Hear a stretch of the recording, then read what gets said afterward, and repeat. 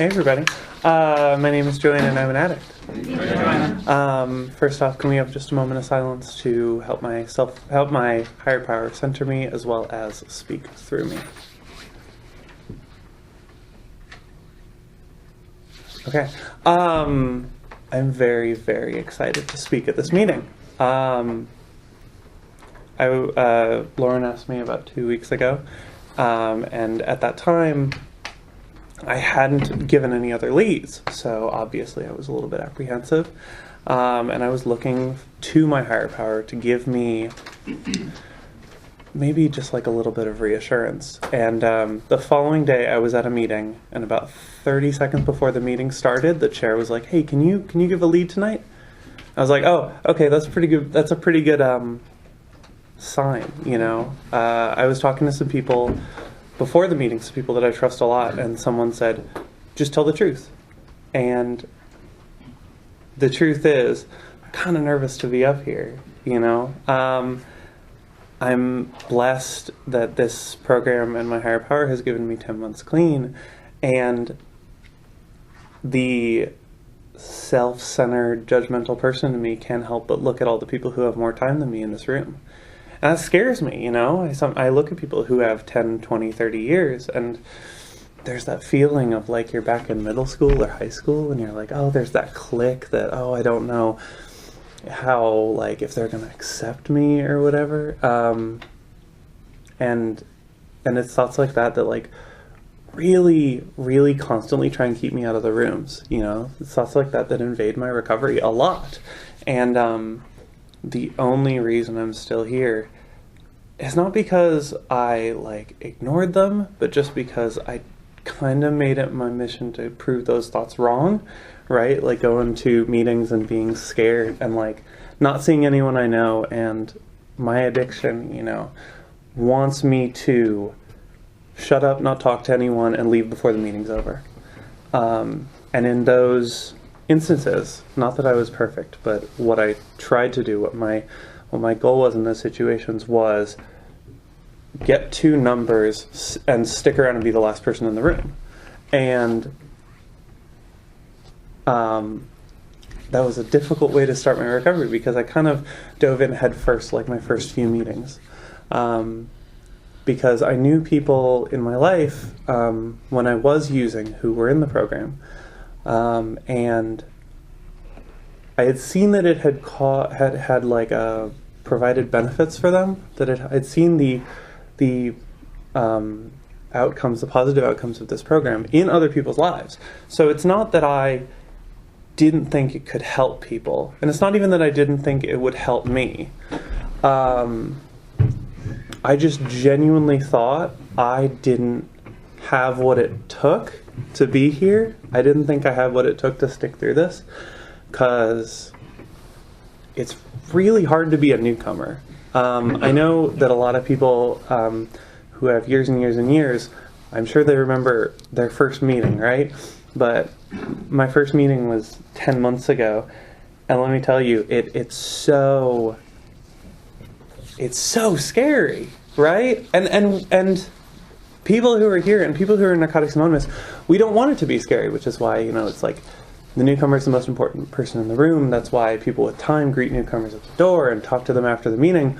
And I got to tell you, it's like that kind of stuff was really inspiring, but I spent, I don't know, first 3 or 4 months just scared, silent. I kind of just stared at the floor.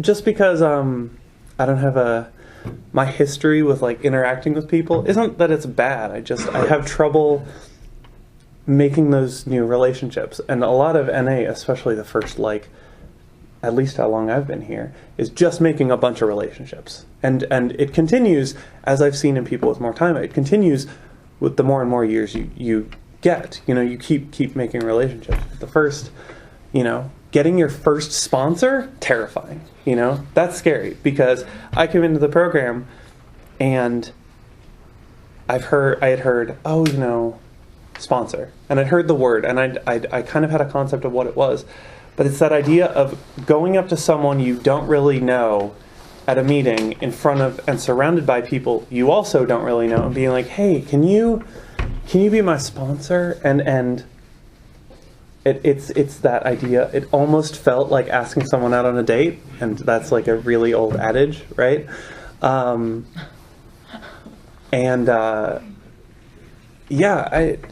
This program is amazing, and I was talking a while ago at a meeting, and I was talking about similarities versus differences, and for me, the struggle, not that I came here with, but that pervaded my thoughts for the first few months, was me obsessing on how different I was from everyone around me. And I still feel that way, because I'm still doing it right now as I'm talking. Because it's really easy for me to look at a person, anyone, and be like, okay, well, there's that thing that's different from you and me, and there's that thing, and that is the easiest way to shut me off from everyone in the rooms. And that is the easiest way to get me to relapse. And the struggle of similarities versus differences. Like, I was thinking before this meeting that, because I was, getting nervous about sharing in front of people with a lot more times, like, everyone here who has more time than me had as much time as I do at one point. That doesn't make a lot of sense, but it's the idea of, like, everyone who I'm holding to of a higher standard than myself, especially in reference to my recovery, has been exactly where I'm at, and has been where I've been at throughout my entire recovery. I'm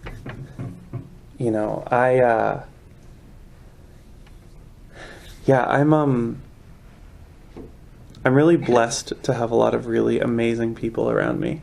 I'm really blessed to have a lot of people with really amazing time around me. And I think that one of the reasons I have taken my recovery so seriously, in part, is because I want to be alive, and because I want to continue to live. But another part of it is that I just, from like one of the first meetings I was at, I surrounded myself with people that inspire me. I surrounded myself with people that impress me, and that maybe not like I look up to, because I don't like to put people on a pedestal, but like people that I can see either in their life, in the program and in the rooms or outside of the rooms, some aspect, and just be maybe a thing that I can aspire to be, but not like expect to be. I have friends who I have around me in the program because they are so animated and out there. And it's not that I want to be animated and out there, but I have such a problem with being conversational, being vocal, being expressive. And then I have people around me who are super chill and laid back. And that's because I'm anxious all the time, right? As I'm sure that a lot of us are. And I'm blessed to have so many of those people have such good, strong recoveries. Such good recoveries. I have an amazing sponsor and sponsee family. Some amazing women that are in the program. I also have plenty of women that I know in the program who are not in my sponsee family, but I still look up to in a major way, as well as all of the men that I surround myself with in this program. I came in, as I said, I came into this program kind of thinking like, oh, this is like middle school or high school. And, sometimes if I'm obsessing on personalities, I totally still think that way.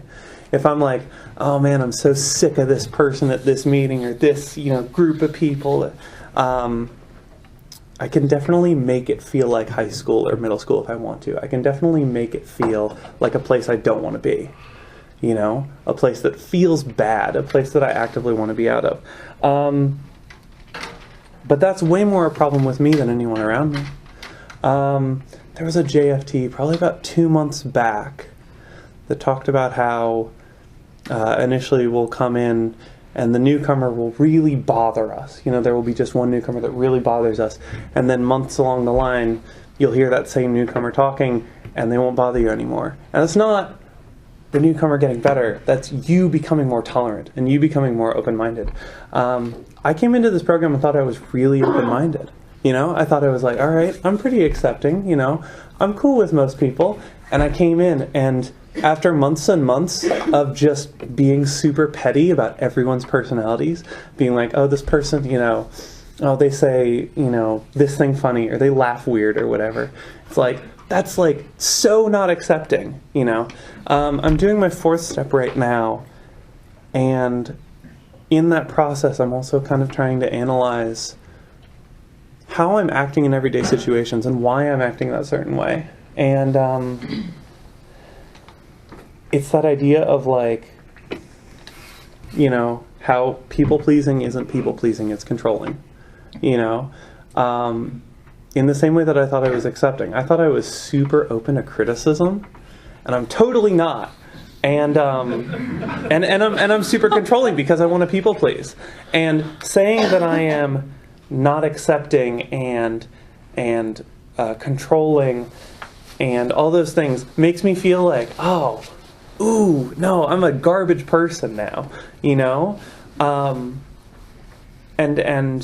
I am so lucky within the last 2 weeks to have the strength of recovery around me, because if I hadn't, I would be out there. Because working a 4th step, and I started working a 4th step a week or 2 ago, is, for me, and this is not everyone's experience, but for me, really scary. Really scary. And a lot of people will say that it's, who have done it will say that it's, don't psych yourself out. It's not as hard as you think it is. And that's true. But it's still reliving past, And for me, reliving past is really, really scary because I don't remember all of it. And it makes me nervous that I've done something that I should forget or whatever. And thinking of all of those character defects I have makes me think it's that idea of being irredeemably bad, which I'm sure has crossed everyone's mind in here. That's not a thing. That's totally not a thing. I could have done the worst thing anyone could imagine, and I'd still belong in the seat. I'd still deserve to be here.